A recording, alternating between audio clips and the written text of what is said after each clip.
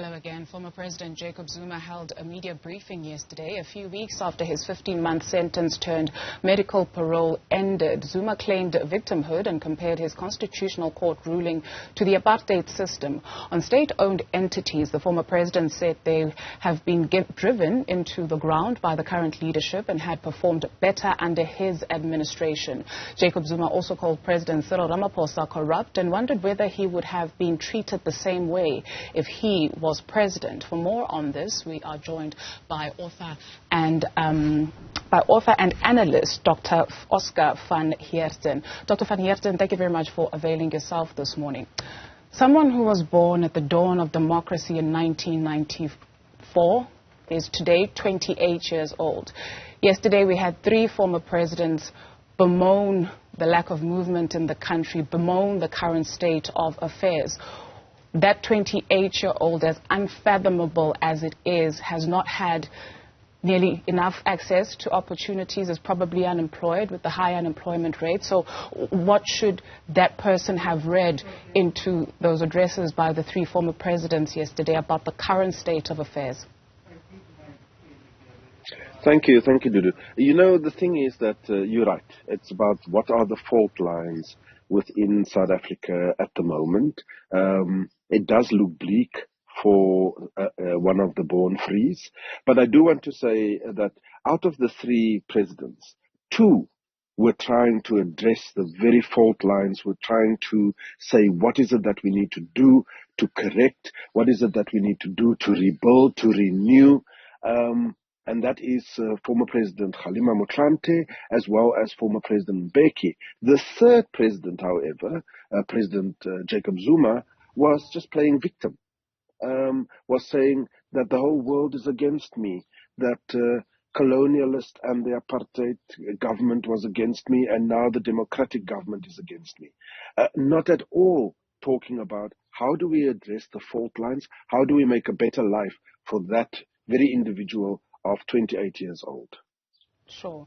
You speak of the two former presidents taking a look at what to do to rebuild and to reform. In 2022, we're still not where we should be with the land question, with about 4% of the black population owning land in South Africa. There's still wage disparities in spite of the end of apartheid in South Africa. Higher education is still inaccessible for a majority of people in South Africa because it's so expensive, and on it goes. Are we still in 2022 asking ourselves what to do to rebuild and to reform? Are we then saying that we're too far gone, there's no way of changing this?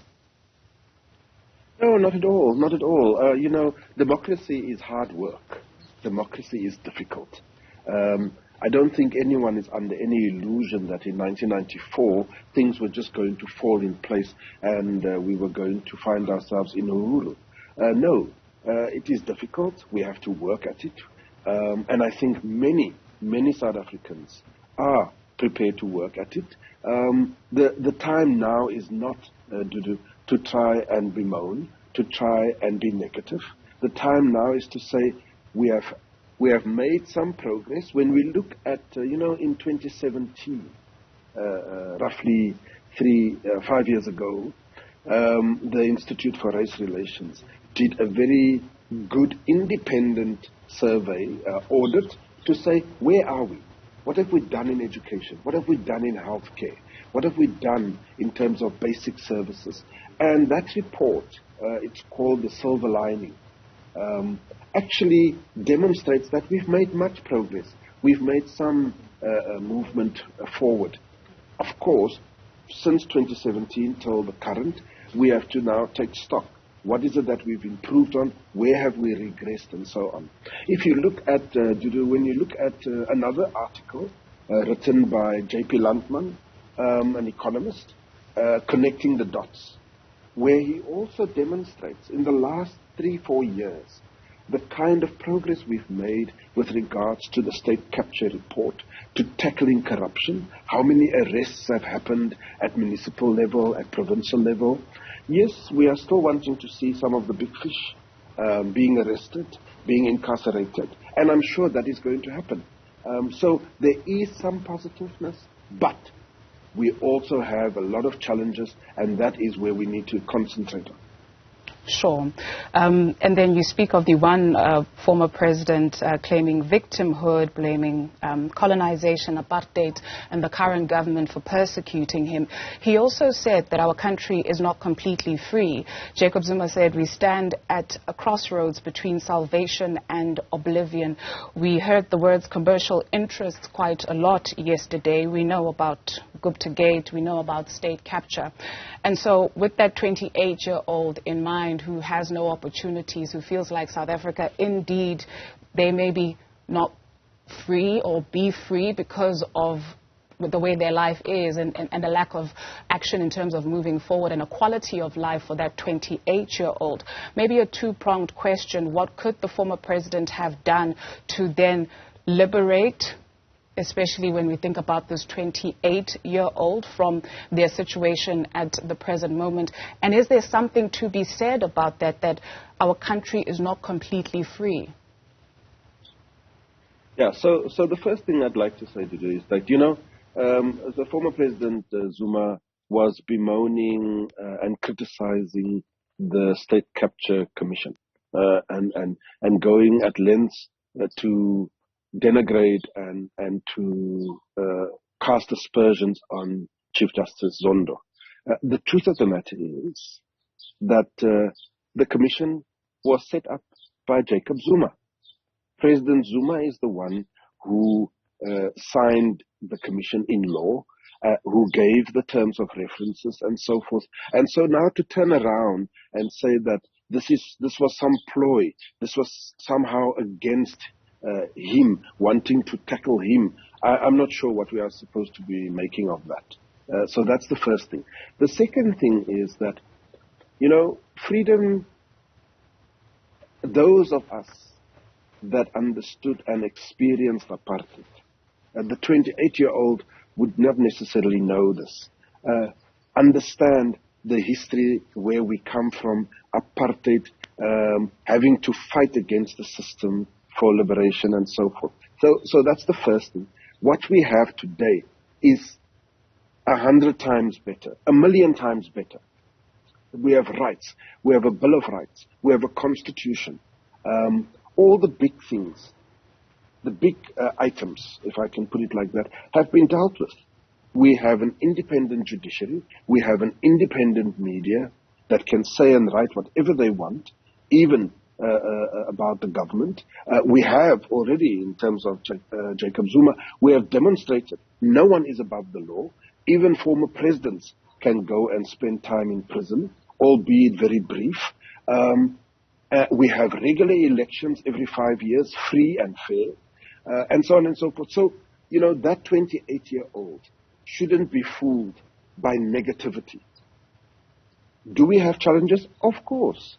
There are still high rates of unemployment, high rates of inequality, and yes, we need to tackle that. And what I'm saying today is that 2 former presidents were addressing those issues, the real issues, Mbeki and Motlanthe, whilst the third was just playing victim, saying the whole world is against him and everyone is out to get him. Doc, the African continent has the largest number of youths, and projections for the future show that we will be, the most populous continent in terms of young people. This 28-year-old in South Africa, there's voter apathy, and South Africa is not the exception to the rule, right? You have leadership that is quite... There's a generational gap, if you will, between this 28-year-old and the current day leadership, not just in South Africa. Again, we're not the exception to the rule.